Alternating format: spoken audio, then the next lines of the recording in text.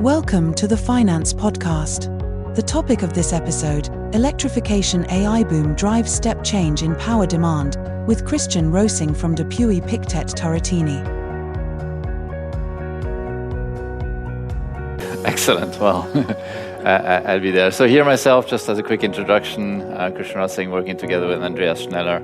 Andreas, over 20 years managing one of the two funds, the Infrastructure Fund. Myself, also almost 20 years of experience in the thematic investment, especially on the environmental and energy side at Vontobel and Pictet, before now joining a year and a half now, ENETIA, the ENETIA team at the Pury Pictet Turrettini. We have our CIO and two portfolio analysts in here. So let me dive right into it. So two funds, so just so that you have the picture here. We have the infrastructure funds. This is a 100% utilities fund, listed infrastructure if you want, looking at investing in utilities, so stable cash flows, very defensive, but not as boring as they used to be, and I will get to that in a minute, and mostly mid and large caps. And here we have about 300 million in AUMs, and here on the energy transition side, so here looking at the entire value chain, technology companies, equipment manufacturers. So here the companies that benefit and provide the tool set for those utilities to invest in. So essentially, as I just mentioned, it's almost 20 years that I'm in that space, and I must say, it has been rarely as exciting as it has been as now. The main reason is that 20 years ago, when I started, renewables were far from competitive. The drive was there to become to have a sustainable energy landscape, but the renewables, etc., were still very, very expensive and subsidy dependent. And the time has really changed. The drive to sustainability has increased from a political landscape, from a political point of view, from a company point of view. Investors are realizing that it's going into that direction. But what has really changed is affordability point of view. We have really seen breakthrough technological innovation, huge scale increases, and so renewables or many other environmental technologies are now cost competitive or even the cheapest source in many areas of the world. And therefore cost competitive with fossil fuel-based solutions. We've unfortunately had some major geopolitical events that made also those renewables and locally produced power being much more attractive in a certain sense than fossil fuel-based from not like-minded countries. We've seen that in the gas topic a few years back. But what has really changed, and this is really new now, is over the last 12 to 18 months, is that power demand growth has accelerated. We're coming out of 20 years of stabilization, of no growth, essentially, to now a new phase where we are having 5 to 6% in the US, and also in Europe, we are going to see that acceleration in power demand growth. And that is combined and coming mainly from very deep-pocketed and companies that are doing creating a lot of value with that power, and that's among others also the hyperscalers and other big corporates. So I'm going to go through those two topics. The power demand growth, here you see very well, over the last 20 years you didn't have any power demand growth. Here we're in the US, stable at 4,000 terawatt hours. And now, and these are not just some consultant expectations, these are really the numbers that the utilities are putting into their prospects and into their capital budget plans. So 5 to 6% was what we've expected only 9 months ago. We had to increase that expectation. And the main reason of that power demand growth is on one side, 1,400 terawatt hours, so about 30% increase coming from industrial electrification, e-mobility, heat pump, the whole climate adaptation, if you want, from HVAC, so air conditioners. But what is also driving, and here is the theme of data centers, with driving in the low AI scenario about 600 terawatt hours, and on a high AI scenario about 1,400 terawatt hours. So overall, 2 to 3 terawatt hours roughly that might be coming on top of the existing 4,000 terawatt hours. So we will be reaching growth levels that we haven't seen since the 60s or the 70s when we've installed the TVs and the fridges that we just installed the TVs and the fridges. So where is that coming from? Where those 2,000 to 3,000 terawatt hours are coming from? Here you see very well that energy transition until now has happened without any additional power demand growth. So you see coal has been replaced by gas and renewables. Industry didn't add any firm capacity since 2005.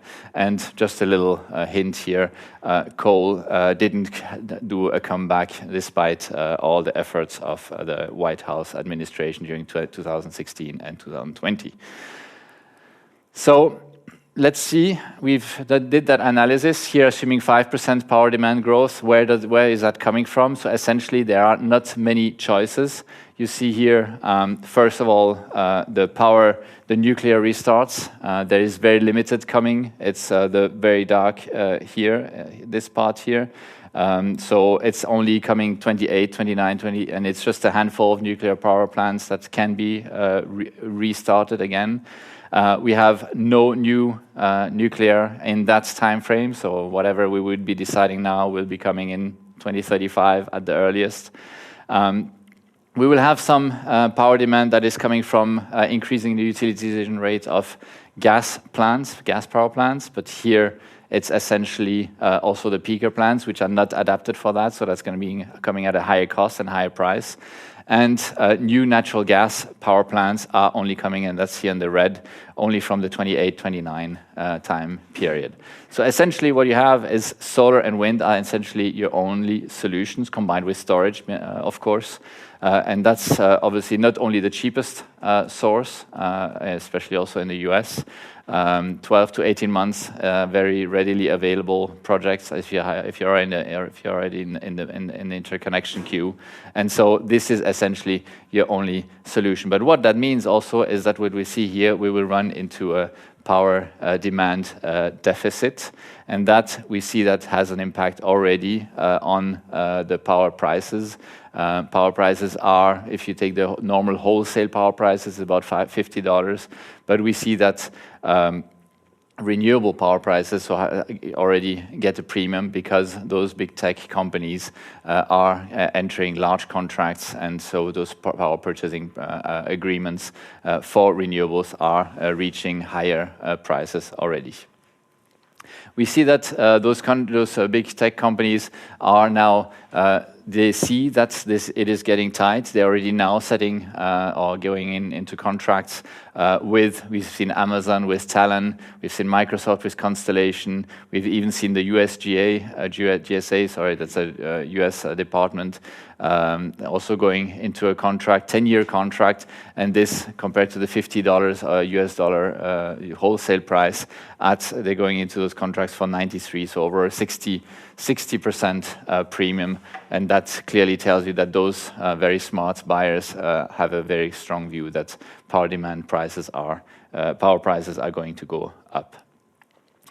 This means a lot of investments. The utilities are now responding to that, so they see those trends. Here we've done a lot of deep dive. So this is a big difference between a team like us and obviously if you just buy an ETF. Here we really go into the details. We've listed all the utilities and their capex plans, and we see that on average, capex plan to capex plan, they always go by 4 to 5 years. They have increased by 23%. So that means more solar, more wind, more storage, but also especially a lot more grid investments. And you see that in those plans here, you have 4.6% power demand growth. And we believe that this is even conservative.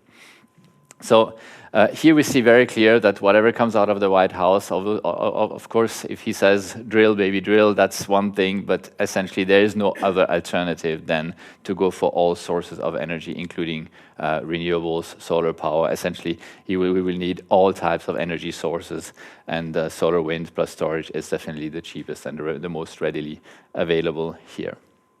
So let's go into the two funds. I will first talk about the Energy Transition Fund and then talk about the Infrastructure Fund. Here, as I mentioned, we're talking here about investing into the entire value chain. So from, so this is the investment universe, so from the renewable energy production, we invest into the grid, all the whole grid equipment, cables, electrical equipment, the smart grid, power semiconductors, and also the whole energy efficiency topics in the industry, so how to produce more energy efficiently, green building, and new mobility. You see, the main reason why we invest across this whole energy landscape is if you want to become net zero, essentially it's coming 25% or 1/4 each from renewables, energy efficiency, and electrification, with about another 25% plus coming from those areas that are very hard to abate, industrial applications where we need hydrogen, CO2, carbon capture and storage, and also renewable-based CO2 removals. So here, but this is those ones are really the hard to abate topics. So here, this is the performance. So what you see here, multiple things since 2016. You see on one side this first wave of the energy transition. You see very well also Trump 1.0.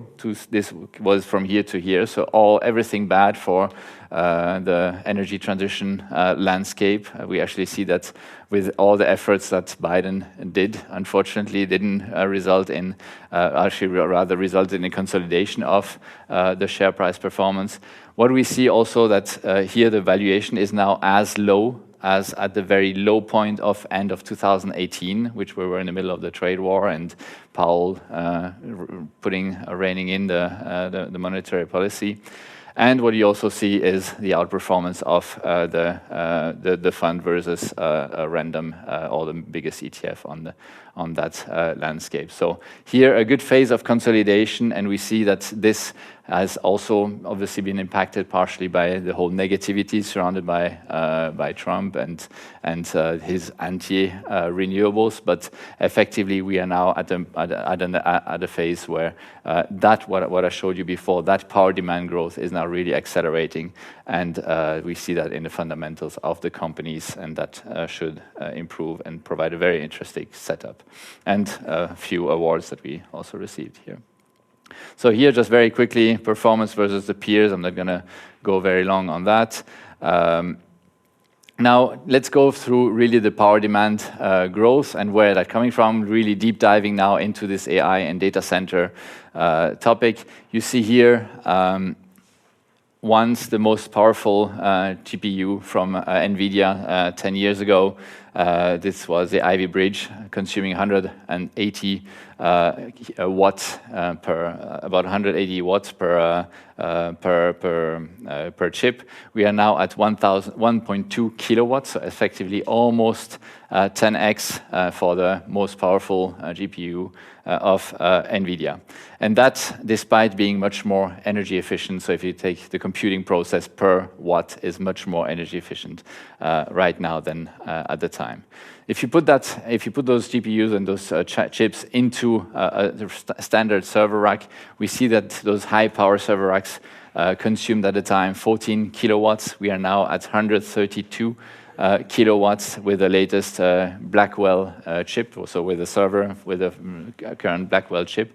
So, and the projections are here that by the end of the decade, we will go for a standard rack, so 60 centimeters, 2 meters high, about a meter deep, that we will go to about 1 megawatt for one rack. So this is enormous amounts of power. This is enormous amounts of heat that is being generated. So you can't only just cool the whole data center efficiently anymore. You need to really cool the entire, going directly into the server and into the chip. So direct to chip liquid cooling is then the next phase of technology. So we see different technologies here in terms of cooling. It's you have to go really, really energy efficient. So liquid cooling is one of them.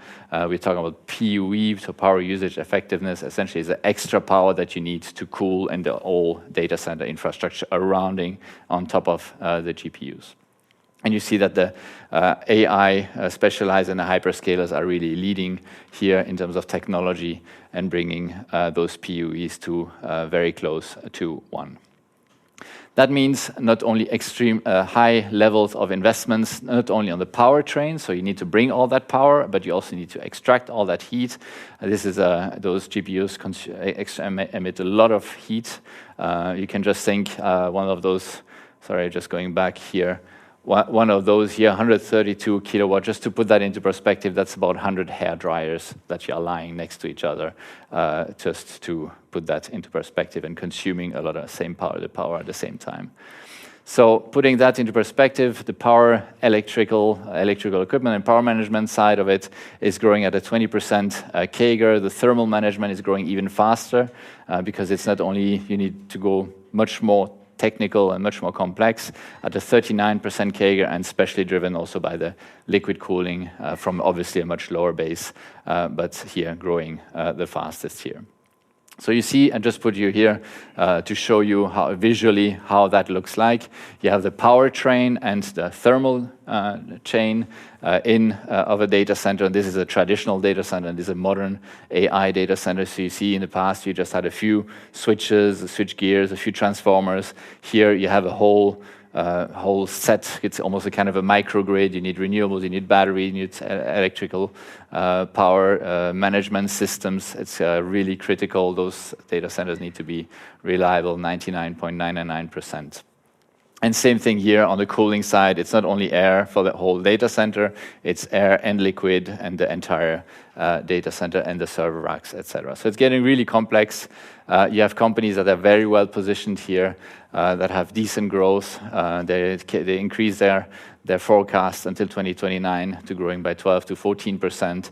The operating profit margin has also increased quite substantially, 25% now by 2029. They've already achieved 20% in the last quarter, and that's trading at a very attractive multiples. Here, very good quality companies that are really in the sweet spot of that trend.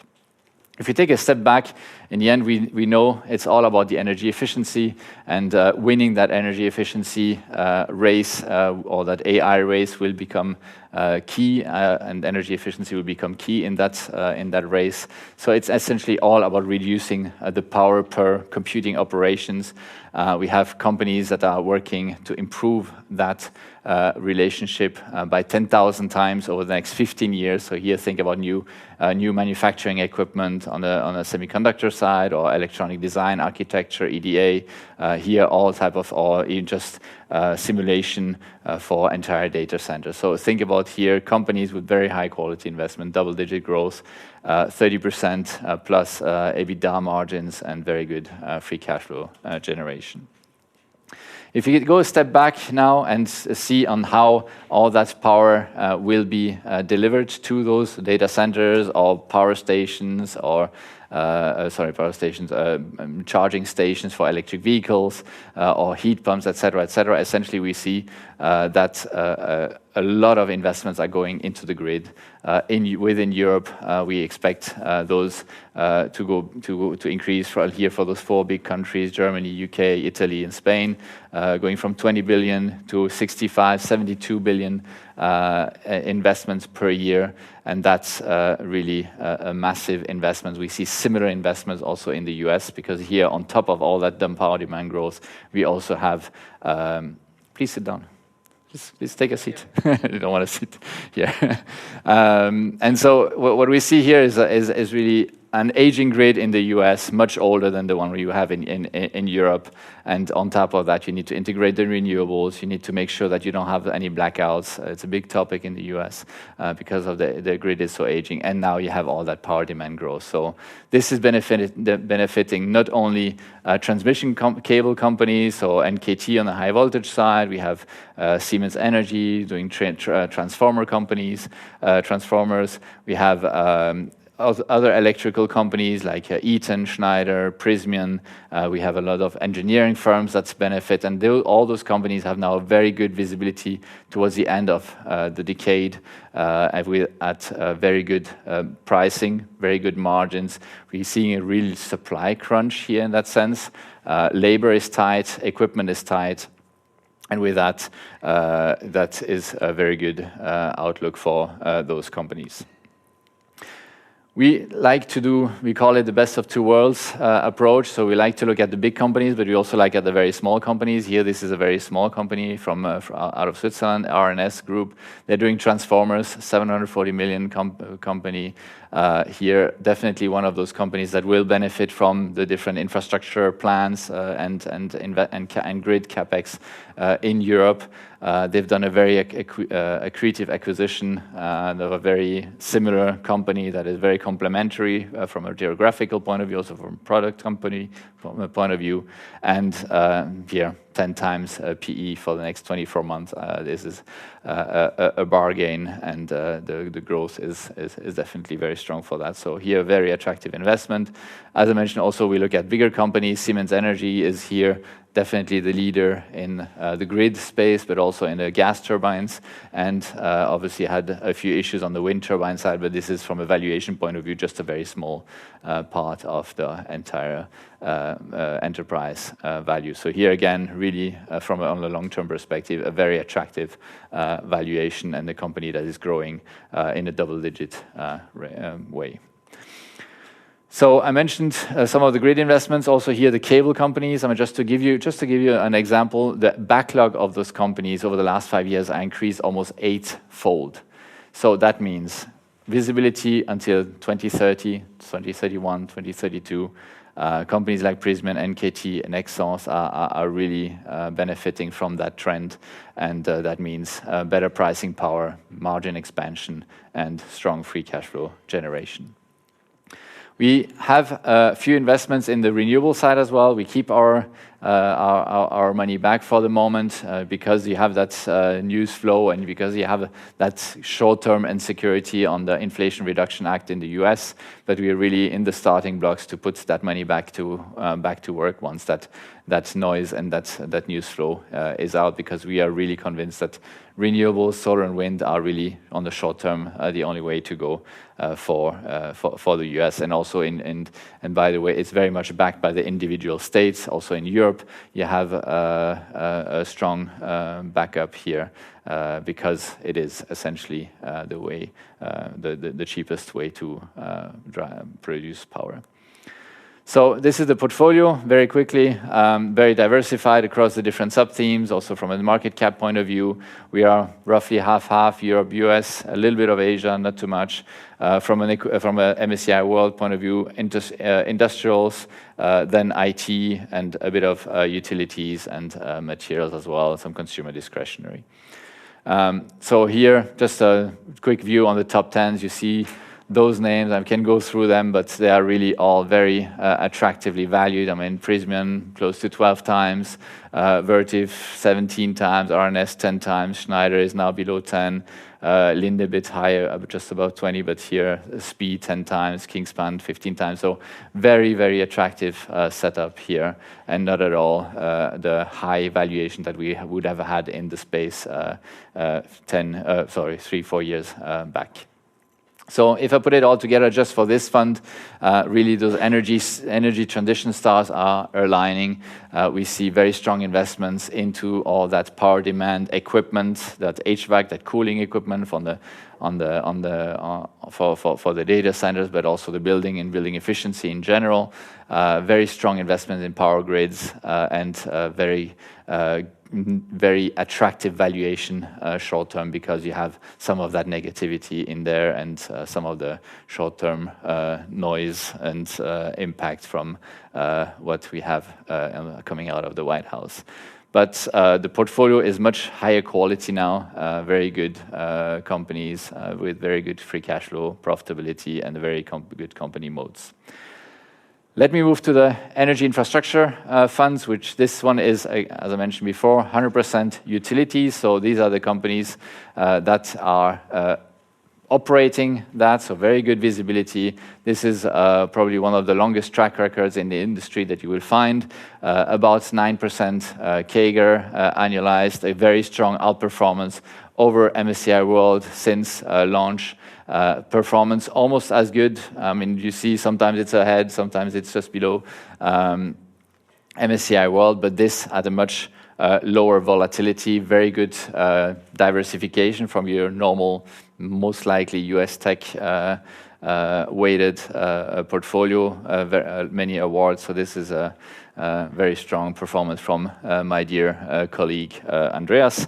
And here you have the key metrics here, 9% CAGR, as I mentioned. MSCI World was at 8%, and you see a correlation, the lowest that you can find versus MSCI World, so very good contribution to your general portfolio, and valuation extremely attractive at 3.2% dividend yield.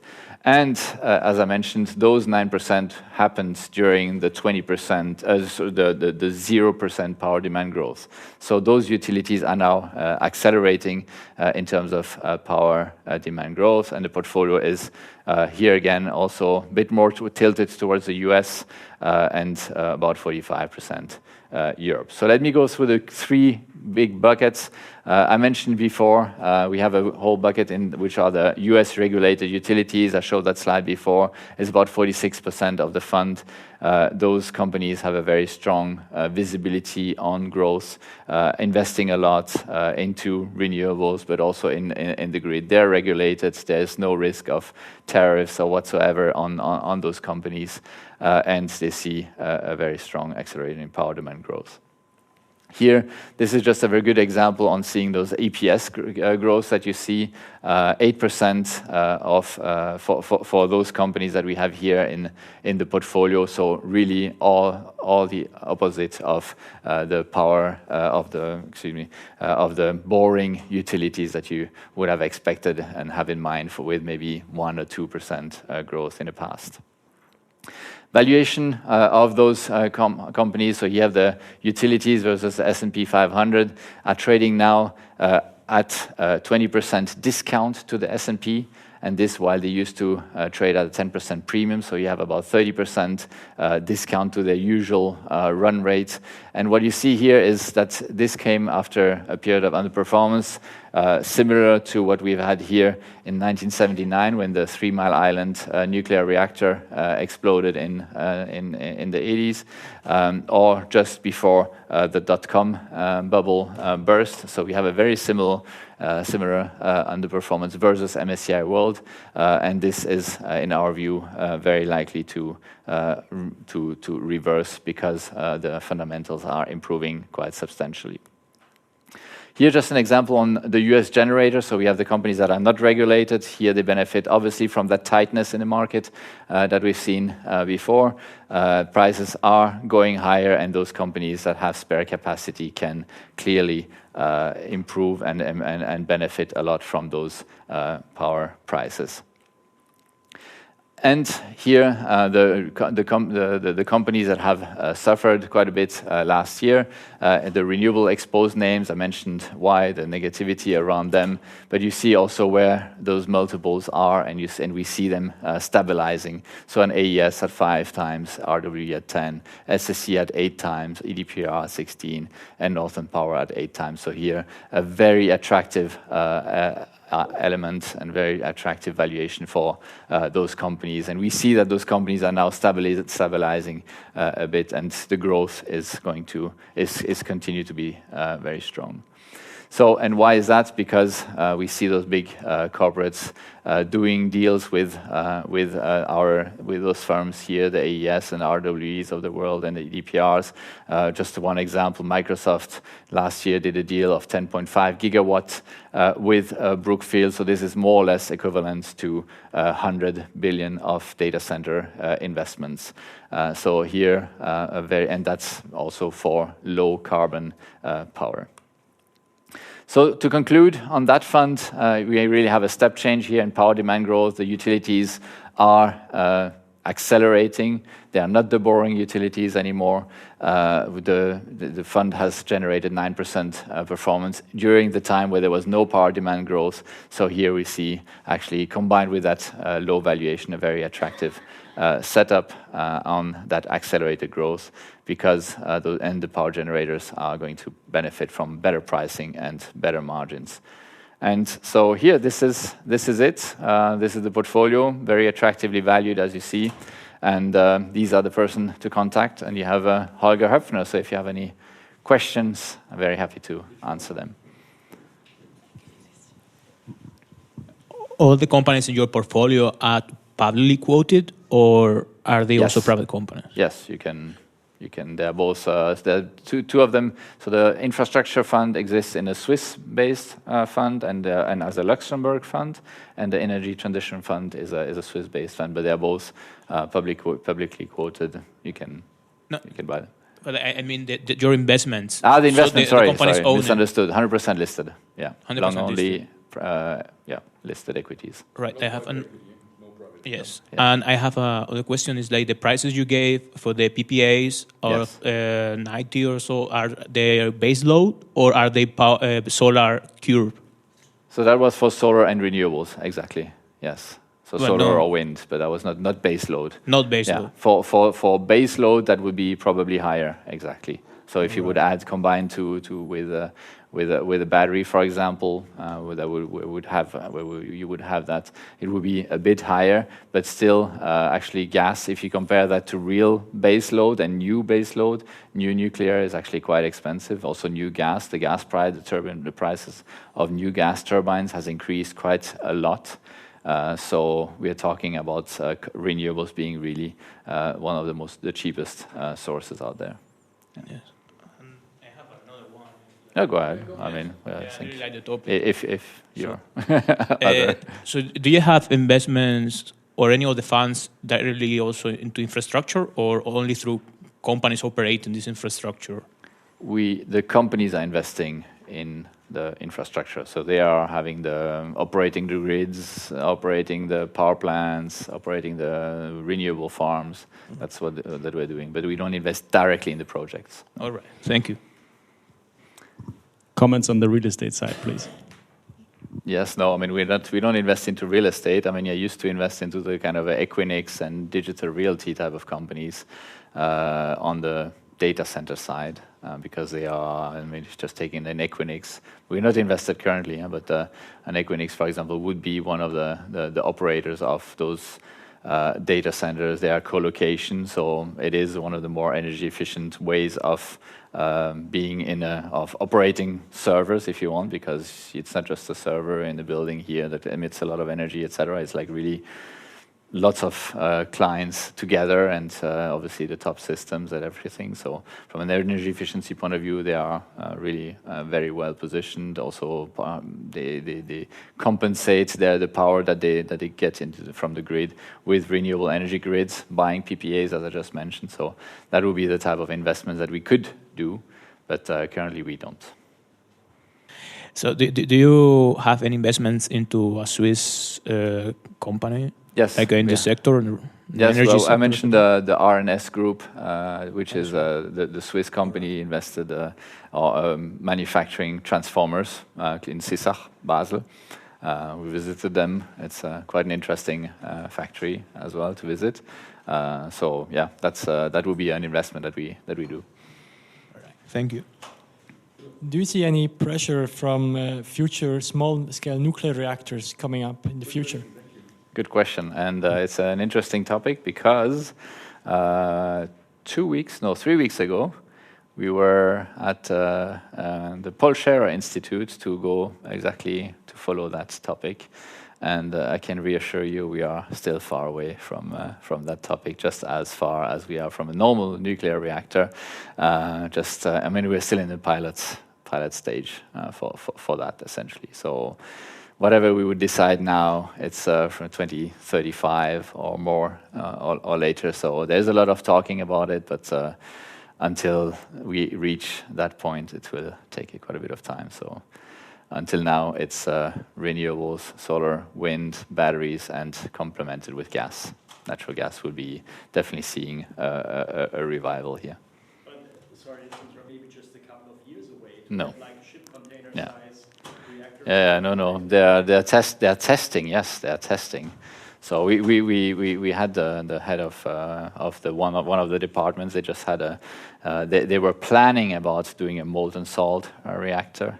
And yeah, it's a startup out of Denmark that cannot do it in Denmark because the regulation is not there. The regulation is here, but also here it takes time. Yeah, so here they will build it up. It's a 1 megawatt piece, and yeah, they will test it for a couple of years, and then maybe at some point, then they will have to file for the real one. And so we don't see it before 2035, really at scale, especially. Because I mean, these you need to design it, you need to build it. You know, the pilot. You know, we don't have any. There's no pilot project yet, right? So even for the pilot project, no, it takes. It will take. It might come, but then also from a cost point of view, I don't think it's will be so much as cheap as people believe they will be. I understand, but in the high, so. That's why. I mean, Draghi put it very clearly. I think the key element of the competitivity of Europe will be a very good energy system, meaning especially the grid, interconnections within the different countries in Europe, from bringing the wind power from north to south. But yes, and there will be, and every country will have its speciality, right? Obviously, wind and solar is not going to be the one that will deliver the power in Switzerland. We have hydro, but yeah, but it's next decade.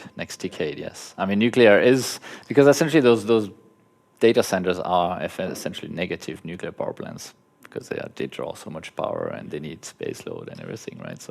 So yes, nuclear, yes, one day we might come back to that. We might see, but have a look at Hinkley Point. I mean, the beginning of the decision was the decision of the process of building that nuclear power plant started in the early 2000s. I think the decision started in 2008. Was supposed to be 2010.